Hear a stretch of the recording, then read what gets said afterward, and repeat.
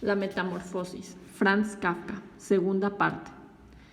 Mientras decía atropelladamente todo esto, Gregorio, gracias a la habilidad adquirida en la cama, se acercó sin dificultad al baúl y trató de enderezarse apoyándose en él. Quería abrir la puerta, presentarse ante el gerente, hablar con él. Sentía curiosidad por saber lo que dirían cuando lo vieran los que tan insistentemente le llamaban. Si se asustaban, no era culpa de él y no tenía nada de qué temer.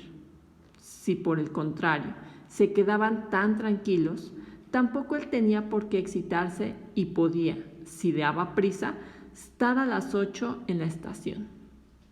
Varias veces resbaló contra las lisas paredes del baúl, pero al final logró incorporarse. El dolor en el abdomen, aunque muy intenso, no le preocupaba. Se dejó caer contra el respaldo de una silla cercana, a cuyos bordes se agarró fuertemente con sus patas. Logró tranquilizarse y calló para escuchar lo que decía el gerente. ¿Han entendido ustedes una sola palabra?, preguntó a los padres. ¿No será que se hace loco? Por el amor de Dios, exclamó la madre llorando. Tal vez se encuentre muy mal y nosotros lo estamos mortificando. Y seguidamente llamó. Grete, Grete, ¿qué quieres, madre?, contestó la hermana desde el otro lado de la habitación de Gregorio, a través de la cual hablaba. Tienes que ir enseguida a buscar al médico. Gregorio está enfermo. Ve corriendo. ¿Has oído cómo hablaba?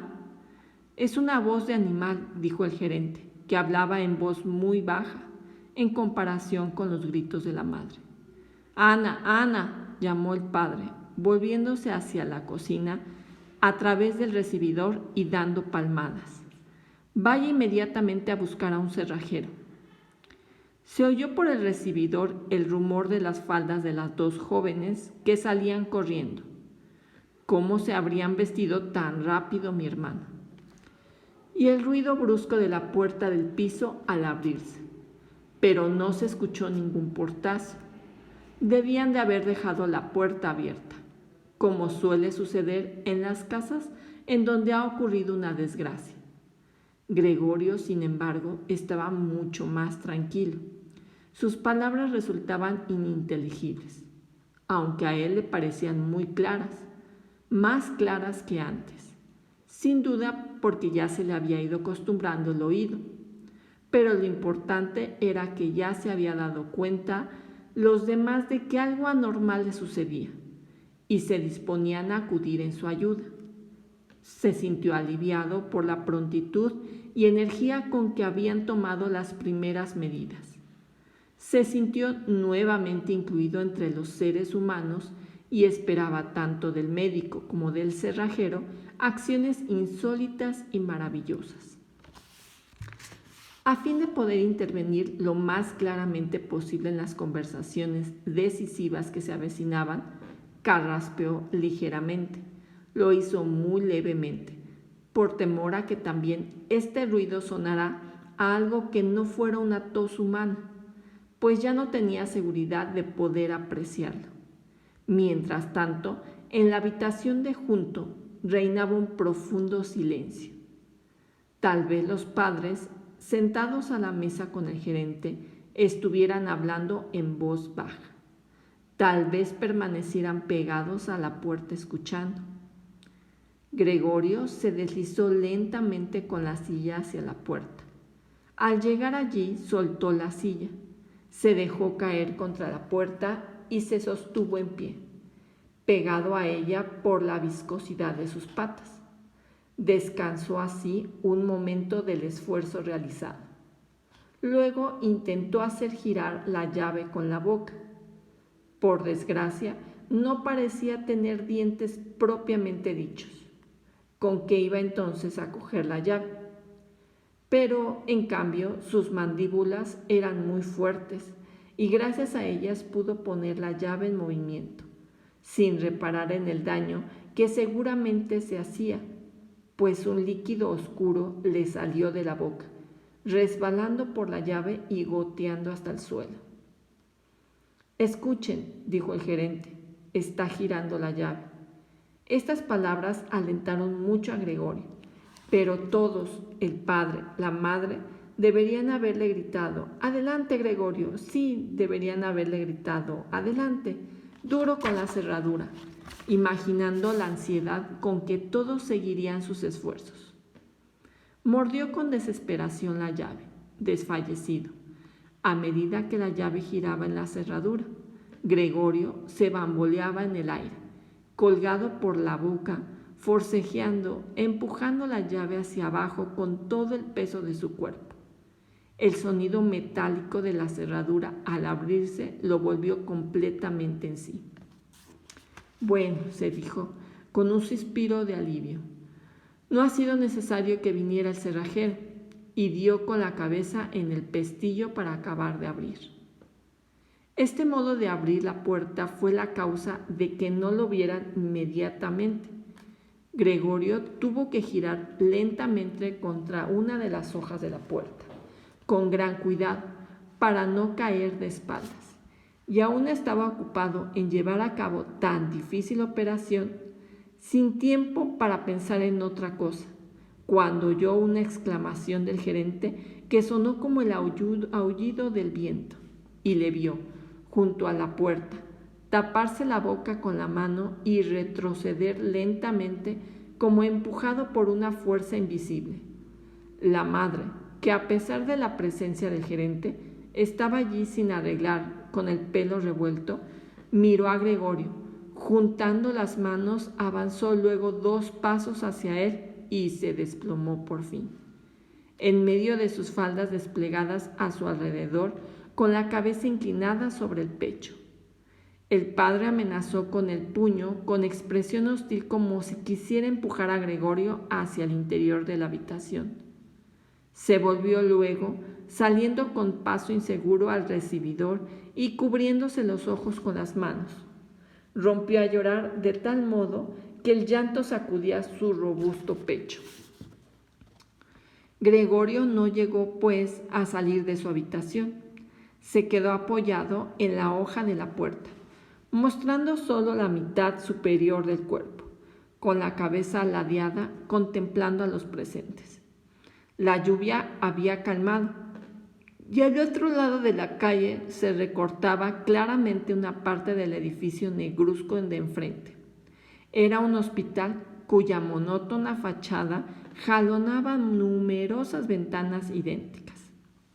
La lluvia caía ahora en gotas grandes, aisladas, que se veían llegar claramente al suelo. Sobre la mesa estaban los utensilios de desayuno. Para el padre era la comida principal del día, que prolongaba con la lectura de varios periódicos. En la pared que Gregorio tenía enfrente colgaba un retrato de éste durante su servicio militar, con uniforme de teniente, la mano en el puño de la espada, sonriendo despreocupadamente, con un aire que parecía exigir respeto para su uniforme y su actitud. Esa habitación daba al recibidor. Por la puerta abierta se veía la del piso, también abierta el descanso de la escalera y el primer tramo de esta que conducía a los pisos inferiores. «Bueno», dijo Gregorio, convencido de ser el único que había conservado la calma. «Enseguida me visto, recojo el muestrario y me voy. Me dejará que salga de viaje, ¿verdad? Ya ve, señor gerente, que no soy testarudo y que trabajo con gusto. Viajar es cansado, pero yo no sabría vivir sin viajar. ¿A dónde va usted? ¿Al almacén? ¿Sí? ¿Lo contará todo tal como ha sucedido? Uno puede tener un bajón momentáneo, pero es precisamente entonces cuando deben acordarse los jefes de lo útil que uno ha sido y pensar que, una vez superado el contratiempo, trabajará con redobladas energías. Yo, como usted bien sabe, le estoy muy agradecida al señor director. Por otra parte, tengo que atender a mis padres y a mi hermana. Es verdad que hoy no me encuentro en apuro, pero trabajando sabré salir de él. No me ponga las cosas más difíciles de lo que están. Póngase de mi parte. Ya sé que el viajante no se le quiere. Todos creen que ganan dinero a montones, sin trabajar apenas. No hay ninguna razón para que ese prejuicio desaparezca. Pero usted está más enterado de lo que son las cosas que el resto del personal, incluso que el propio director, que en su calidad de dueño se equivoca con frecuencia respecto a un empleado. Usted sabe muy bien que el viajante, como está fuera del almacén la mayor parte del año, es fácil blanco de habladurías, equívocos y quejas infundadas, contra las cuales no le es fácil defenderse, ya que la mayoría de las veces no llega a sus oídos. Y solo al regreso reventando de un viaje empieza a notar directamente las consecuencias negativas de una acusación desconocida. No se retire sin decirme algo que me pruebe que me da usted la razón, por lo menos en parte. Pero desde las primeras palabras de Gregorio, el gerente había dado media vuelta y lo contemplaba por encima del hombro, con un gesto de repugnancia en el rostro. Mientras Gregorio hablaba, no permaneció un momento quieto. Se fue hacia la puerta sin dejar de mirarlo, muy lentamente, como si una fuerza misteriosa lo retuviera allí. Llegó por fin al recibidor y dio los últimos pasos con tal rapidez que parecía que estuviera pisando brasas ardientes. Alargó el brazo derecho en dirección a la escalera, como si esperase encontrar ahí milagrosamente la libertad. Gregorio comprendió que no debía permitir que el gerente se marchara de aquel modo, pues si no, su puesto en el almacén estaba seriamente amenazado. No lo veían los padres tan claro como él, porque con el transcurso de los años habían llegado a pensar que la posición de Gregorio en aquella empresa era inamovible. Además, con la inquietud del momento, se habían olvidado de toda prudencia. Pero no así Gregorio, que se daba cuenta de que era indispensable retener al gerente y tranquilizarlo. De ello dependía el porvenir de Gregorio y de los suyos. Ay, si al menos estuviera allí su hermana. Era muy lista. Habría llorado cuando Gregorio yacía aún tranquilamente sobre su espalda. Seguro que el gerente, hombre galante, se hubiera dejado convencer por la joven. Ella habría cerrado la puerta del piso y le habría calmado en el recibidor. Pero no estaba su hermana, y Gregorio tenía que arreglárselas solo, sin reparar en que todavía no conocía sus nuevas facultades de movimiento y que lo más probable era que no lograra hacerse entender. Abandonó la hoja de la puerta en que se recargaba y se deslizó por el hueco formado al abrirse la otra con intención de avanzar hacia el gerente, que seguía cómicamente agarrado del barandal de descanso. Pero inmediatamente cayó al suelo, intentando, con grandes esfuerzos, sostenerse sobre sus innumerables y pequeñas patas, profiriendo un leve quejido. Entonces se sintió por primera vez en el día invadido por un verdadero bienestar. Las patitas apoyadas en el suelo le obedecían perfectamente con alegría. Vio que empezaba a llevarle donde deseaba ir, dándole la sensación de que sus sufrimientos habían concluido. Pero en el momento en que Gregorio empezaba a avanzar lentamente, balanceándose a ras de tierra, no lejos y enfrente de su madre, ésta, pese a su desvanecimiento previo, dijo de pronto un brinco y se puso a gritar extendiendo los brazos con las manos abiertas. ¡Socorro, socorro, por el amor de Dios, socorro! Inclinaba la cabeza como para ver mejor a Gregorio, pero de pronto, como para desmentir esta impresión, se desplomó hacia atrás, cayendo sobre la mesa y ajena al hecho de que estaba aún puesta, quedó sentada en ella sin darse cuenta de que a su lado el café salía de la cafetera volcada, derramándose sobre la alfombra. ¡Ay, madre, madre!, gimió Gregorio, mirándola desde abajo. Por un momento se volvió del gerente y no pudo evitar, ante el café vertido, abrir y cerrar repetidas veces las mandíbulas en el vacío. Su madre, gritando de nuevo y huyendo de la mesa, se lanzó en brazos del padre, que corrió a su encuentro. Pero Gregorio ya no podía dedicar su atención a sus padres. El gerente estaba en la escalera y con la barbilla apoyada sobre la baranda dirigía una última mirada a aquella escena. Gregorio tomó impulso para darle alcance, pero él debió de comprender su intención, pues de un salto bajó varios escalones y desapareció, dando unos alaridos que resonaron por toda escalera. Para colmo de males, la huida del jefe pareció trastornar por completo al padre, que hasta entonces se había mantenido relativamente sereno, pues en lugar de correr tras el fugitivo, o por lo menos permitir que así lo hiciera, Gregorio empuñó con la diestra el bastón del gerente, que ésta no había recogido, como tampoco su sombrero y su gabán, olvidados en una silla, y armándose con la otra mano de un gran periódico que había sobre la mesa. Se dispuso, dando fuertes patadas en el suelo, esgrimiendo papel y bastón, a hacer regresar a Gregorio hasta dentro de su cuarto. De nada le sirvieron a estas las súplicas, que no fueron entendidas, y aunque inclinó sumiso la cabeza, solo consiguió excitar aún más a su padre. La madre, a pesar del mal tiempo, había abierto una ventana y, violentamente inclinada hacia afuera, se cubría la cara con las manos. Entre el aire de la calle y el de la escalera se estableció una fuerte corriente. Las cortinas de la ventana se ahuecaron. Sobre la mesa se agitaron los periódicos y algunas hojas sueltas volaron hasta el suelo.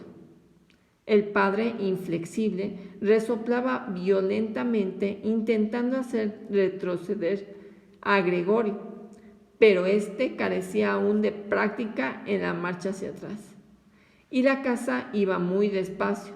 Si al menos hubieran podido volverse en un instante, se hubieran reencontrado en su cuarto, pero temía, con su lentitud en girar, impacientar a su padre, cuyo bastón podría deslomarle o abrirle la cabeza.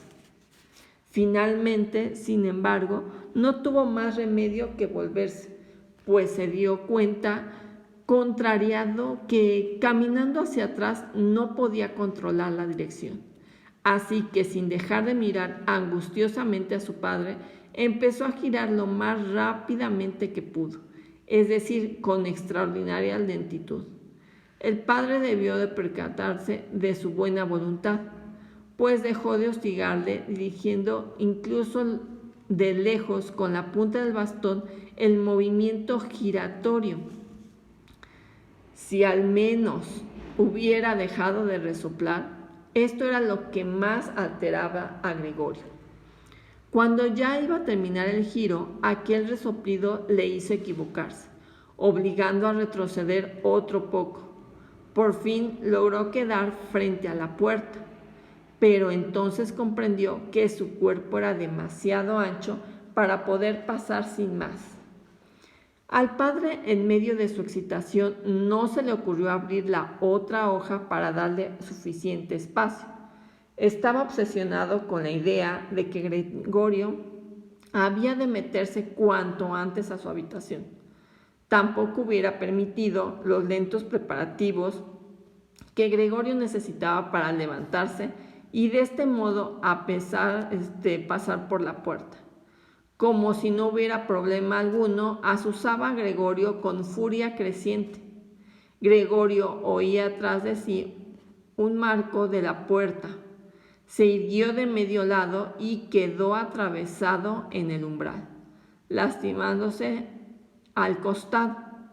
En la puerta aparecieron unas manchas repulsivas. Gregorio quedó allí atorado sin posibilidad de moverse. Las patitas de uno de los lados colgaban al aire, mientras que las de los otros quedaban dolorosamente oprimidas contra el suelo. En esto, el padre le dio por detrás un empujón enérgico y salvador, que la lanzó dentro del cuarto, sangrando abundantemente. Luego cerró la puerta con el bastón y por fin volvió a la calma.